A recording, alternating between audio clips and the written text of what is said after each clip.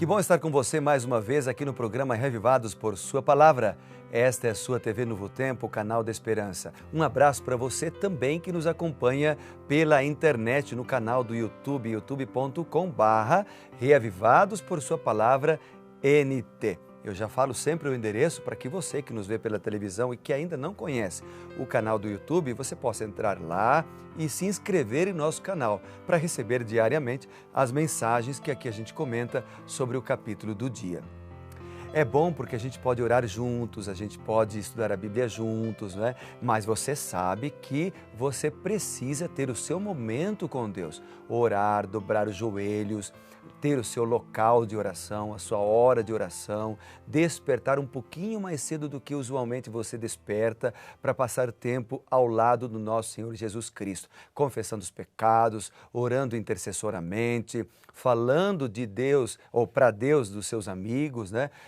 Também pedindo perdão dos pecados e pedindo sabedoria para tomar decisões certas. Então faça isso todos os dias. Deus vai cuidar de você. Eu tenho certeza absoluta. E por falar em oração, vamos fazer uma prece? Bondoso Deus, eu quero orar agora pedindo a Tua sabedoria novamente para abrir a Bíblia. Vamos ler o capítulo 50 de Isaías e queremos pedir agora a sabedoria dos altos céus para que Ele faça diferença na nossa vida, em nome de Jesus. Amém. Vamos então a Isaías capítulo 50. Quase me confundi falando em Salmo 50 na oração, porque muitos capítulos de Isaías parecem salmos, na verdade, né? Os salmos falavam da misericórdia de Deus, da grandeza de Deus, do louvor a Deus, e Isaías também estão em conexão. Aqui Isaías 50, eu destaquei 3 coisas que são importantes para mim pessoalmente e para mim me impressionaram ao ler o capítulo 50. Eu creio que quando você ler Isaías 50, você vai destacar talvez esses ou talvez outros versos, porque Deus pode usar até uma letra, uma palavra de Isaías 50 para falar contigo hoje. Então eu destaco primeiro o verso 1.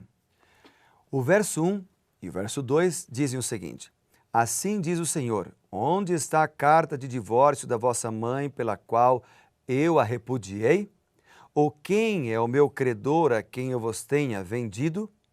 Eis que por causa das vossas iniquidades é que fostes vendidos, e por causa das vossas transgressões a vossa mãe foi repudiada. E o verso 2 diz, por que razão, quando eu vim, ninguém apareceu? Esta linguagem do versículo 1, especificamente, ela é muito parecida com Isaías, capítulo 59, também o verso 1, que diz o seguinte. Vamos depois chegar lá, mas já adiantando Isaías 59, verso 1. Eis que a mão do Senhor não está encolhida para que não possa salvar, nem surdo o seu ouvido para que não possa ouvir. Mas as vossas iniquidades fazem separação entre vós e o vosso Deus, e os vossos pecados encobrem o seu rosto de vós, para que não vos ouça. Então, e veja, no versículo, aqui no capítulo 50, versículo 1, aparece a palavra divórcio. Ou seja, todas as vezes que nós escolhemos pecar, todas as vezes que nós escolhemos andar longe de Deus, viver uma vida autônoma, sem buscar a direção do Senhor, nós estamos nos divorciando dele. Deus não quer isto, mas vai chegar um dia em que ele se divorciará de todos os seus filhos ímpios e maus que não quiseram se arrepender dos pecados. E estes escolherão, então, as consequências da sua própria escolha.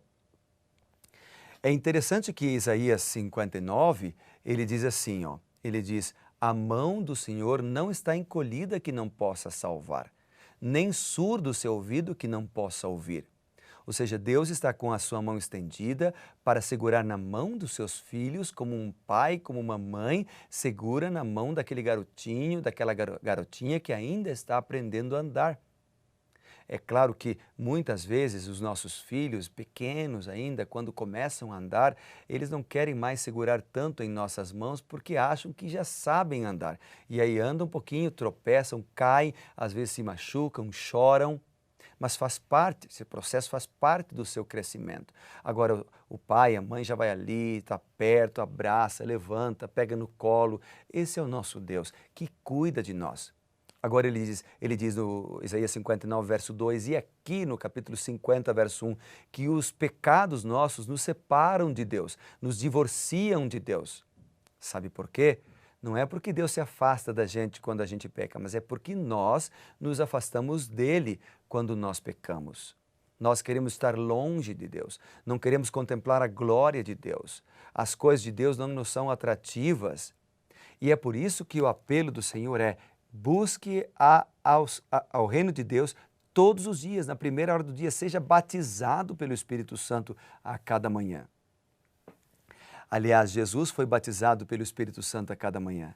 Por isso eu destaquei aqui os versos 4 a 6 que dizem: o Senhor Deus me deu língua de eruditos para que eu saiba dizer uma boa palavra ao cansado. O verso continua dizendo: Ele me desperta todas as manhãs, desperta-me o ouvido para que eu ouça como eruditos. O Senhor Deus me abriu os ouvidos e eu não fui rebelde, eu não me retraí. Verso 6, ofereci as costas aos que me feriam e as faces aos que me arrancavam os cabelos. Não escondi o rosto aos que me afrontavam e me cuspiam, porque o Senhor Deus me ajudou, pelo que não me senti envergonhado. Esse texto é uma referência ao Messias, que foi até o fim por amor a você. Em Isaías 53, este tema será ampliado sobre a obra do Messias e o que ele fez por amar o Evandro e por amar a cada um de vocês que estão acompanhando conosco este tema. Jesus foi até o fim por amar a cada um de nós. E o texto menciona aqui que este Jesus era despertado a cada manhã e ele recebia de Deus língua de erudito. Eu me lembrei de um texto escrito por Ellen White no livro Parábolas de Jesus, na página 139, quando ela escreve o seguinte: cotidianamente, Jesus recebia um novo batismo do Espírito Santo. Cotidianamente, todos os dias. Nas primeiras horas do novo dia, o Senhor o despertava do seu repouso. E a sua alma e os seus lábios eram ungidos de graça para que ele pudesse transmitir a outros. As palavras lhe eram dadas diretamente das cortes celestes, palavras que pudesse falar oportunamente para os cansados e para os oprimidos. Que lindo texto este! Jesus recebia o batismo do Espírito Santo todos os dias. Seus lábios eram ungidos todos os dias, para que ele pudesse ungir outras pessoas. Ele ungia outras pessoas com palavras de amor, com palavras de carinho, com palavras de orientação, com palavras de repreensão também para corrigir o caminho, a rota daqueles que estavam andando longe de Deus, né? E ele fazia isso pelo poder do Espírito e porque cada manhã ele era despertado pelo Senhor. Deus pode nos despertar hoje também a cada manhã, como ele fazia com Cristo. Na verdade, esta experiência de Jesus fora profetizada lá em Isaías, no capítulo 50, quando diz: o Senhor me desperta todas as manhãs. É Ele quem me dá ouvidos, é Ele quem me dá palavras para falar aos eruditos. E Jesus falava com os pobres, com os simples, com os eruditos, pela palavra que lhe era dada dos altos céus. Então isso mexeu comigo ao ler hoje Isaías capítulo 50, porque eu posso ser usado por Deus se eu sou um imitador de Cristo, se eu sigo o exemplo de Cristo que orava, que tinha comunhão, que às vezes passava a noite orando, que orava bastante. Eu posso ser ungido pelo Espírito Santo de Deus para ser uma testemunha viva, para ser um transmissor de esperança. Você pode ser um canal de esperança.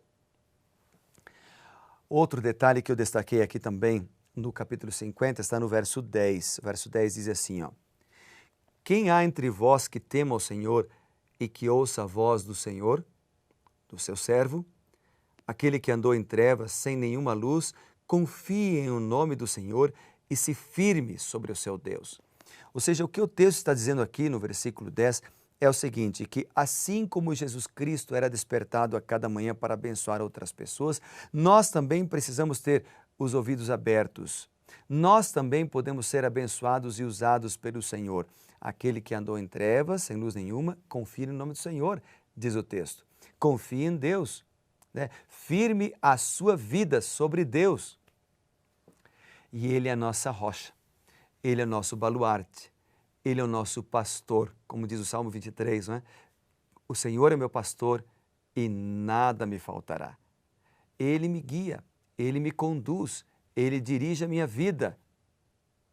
Poderíamos usar uma linguagem atual e dizer, o Senhor é meu GPS, o perfeito GPS, que nunca erra a rota, que sempre indica o caminho correto, que sempre fala para mim onde eu devo andar. E quando eu me desvio do caminho do Senhor, Ele diz, filho, não é essa a rota, vamos voltar para a rota correta. Ele me conduz, mas eu preciso olhar para Ele todos os dias. Eu preciso aceitar a direção de Deus na minha vida. E já que estamos usando o exemplo do GPS, é interessante porque quando a gente desvia de rota ou não segue o caminho exato que o GPS indica, Ele nunca se ira conosco. Ele volta a dizer, este é o caminho para chegar lá. Vai por aqui para chegar lá. Assim é Deus. Ele é misericordioso, Ele é bondoso. Se nós nos desviamos do caminho, Ele olha para nós com amor, com compaixão, com tristeza, porque às vezes nós sofremos, mas Ele nos mostra o caminho a seguir. A pergunta, então, que eu posso fazer para você hoje é, você aceitará a direção de Deus? Você quer andar em seus caminhos todos os dias? Se você quer, se você aceitar, Ele te fará feliz. Amém? Vamos orar por isso, então? Posso orar por ti? Que bom. Deus bondoso e Pai querido, eu quero orar agora pelos meus amigos e amigas da TV Novo Tempo, todos que me acompanham também pela internet, pedindo as Tuas bênçãos e a Tua direção. Guia a nossa vida, Senhor. A gente ora porque a gente confia em Ti. O Senhor é o nosso Redentor e o nosso Salvador que cuida de nós. Em Teu nome oramos, em nome de Jesus. Amém.